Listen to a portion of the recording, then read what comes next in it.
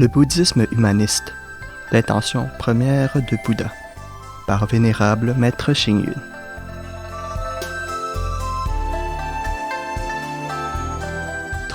La vie au quotidien.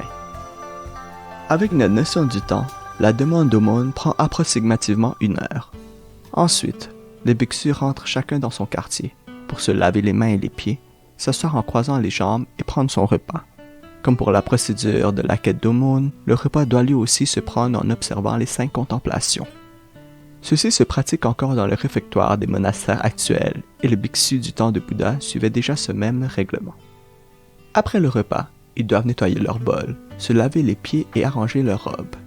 Ceci nous montre également l'importance qu'attache Bouddha à la nécessité de s'occuper soi-même de ses affaires. On peut dire que Bouddha prend son propre exemple pour établir les règles de pratique destinées aux adeptes bouddhistes. Selon les sutras, après le repas, il y a souvent un moment de kinhin, marche méditative, pendant lequel les pratiquants cheminent autour du monastère. Selon le Dharma-gupta Vinaya en 4 divisions, la marche méditative apporte 5 avantages. Elle aide à être capable de marcher longtemps, à réfléchir, à rester en bonne santé, à faciliter la digestion et à être capable de rester plus longtemps concentré. Ensuite, Bouddha aide ses disciples à méditer, chacun sur son siège, puis commence à leur prêcher le Dharma. Le prêche n'est pas toujours initié par Bouddha. Tous les disciples peuvent lui poser des questions sur la vie, la pensée, la vie intérieure et émettre certaines opinions sur la pratique. À la fin de la séance, les bhiksus retournent chacun à sa place pour méditer, réfléchir ou se remémorer les instructions que Bouddha vient de donner. Après avoir écouté prêcher Bouddha, les disciples rentrent chacun chez soi pour se perfectionner, et c'est déjà l'heure où commencent les activités quotidiennes des hommes venus de la société.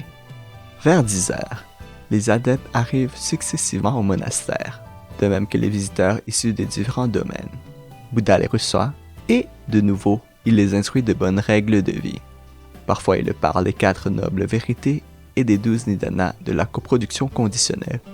Parfois de la manière de développer la foi et d'éliminer les afflictions. En outre, il les encourage à observer constamment les 5 préceptes, les 10 bonnes actions et les 4 incommensurables. Tous ces principes et doctrines, récités par cœur par les disciples, ont été transcrits lors des différents conciles bouddhiques, créant ainsi le Tripitaka, l'ensemble des textes du canon bouddhique, sur lequel s'appuient tous les courants bouddhistes. Parfois, Bouddha les instruit individuellement, parfois par petits groupes. Il y a aussi de grandes assemblées. Ainsi, la lecture du Mahaprajna Paramita Sutra a été donnée dans 4 lieux en 16 séances, celle du Sutra de l'ornementation fleurie dans 7 lieux en 8 séances, et celle du Sutra du Lotus a rassemblé des millions de devas et d'humains. Tous les lieux étaient de taille et de styles différents. Les activités organisées actuellement par notre Buddha's Light International Association à travers le monde prennent exemple sur les scènes de prêche telles que les pratiquait Bouddha à l'époque. Après le déjeuner, certains pratiquent la révérence, d'autres la méditation assise, le kinhin, la concentration, ou tout simplement se reposent.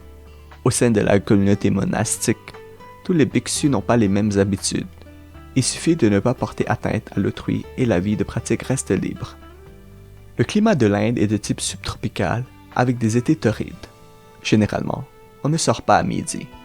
À part au monastère, les bhiksus se réfugient aussi dans les grottes aux alentours, sous les arbres ou au bord de l'eau, soit pour réciter les sutras ou méditer, soit en se réunissant par petits groupes pour discuter et échanger leurs différents points de vue, un peu comme les étudiants dans les universités d'aujourd'hui.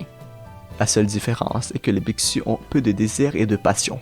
Ils mènent une vie simple, disciplinée, et ne pensent qu'à pratiquer avec diligence, préserver la pensée juste, se conformer aux préceptes instaurés par Bouddha, afin de purifier leur corps et leurs esprits et améliorer leur caractère. L'après-midi, Bouddha les rassemble pour discuter et approfondir avec eux les fruits que l'esprit retire de l'étude.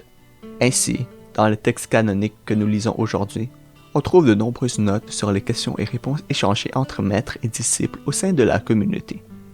Ensuite, Bouddha reprend contact avec les gens de la société pour consolider la propagation du Dharma dans les différentes régions de l'Inde. On peut voir ainsi quelle importance Bouddha attache à l'amélioration de la vie dans le monde des hommes. Compte tenu du climat en Inde et à cause de la chaleur, les bhiksus ont seulement besoin de 3 robes et d'un bol d'aumône pour vivre, ce qui réduit au strict minimum les objets d'usage courant. Pour se rendre au Dharma Service, ils portent la Sangati, aussi appelée robe à 9 bandes. Dans la vie quotidienne, c'est l'Uttarasanga, appelée aussi robe à 7 bandes, et l'Antarvasaka, aussi appelée robe à 5 bandes, un habit de base pouvant servir de tenue de travail et de nuit. De nos jours, quand la BIA organise une activité quelconque, les membres de l'association portent aussi des uniformes. Les modèles et les couleurs ne sont pas les mêmes pour tout le monde, mais ils sont bien soignés et ordonnés. Par rapport à l'esprit de l'époque de Bouddha, on peut parler de correspondance. Le soir, chacun pratique à sa manière, mais en général, il se perfectionne dans la concentration, dhyana, pour se transcender, afin de pouvoir accéder à la voie sacrée de l'idéal de Bouddha.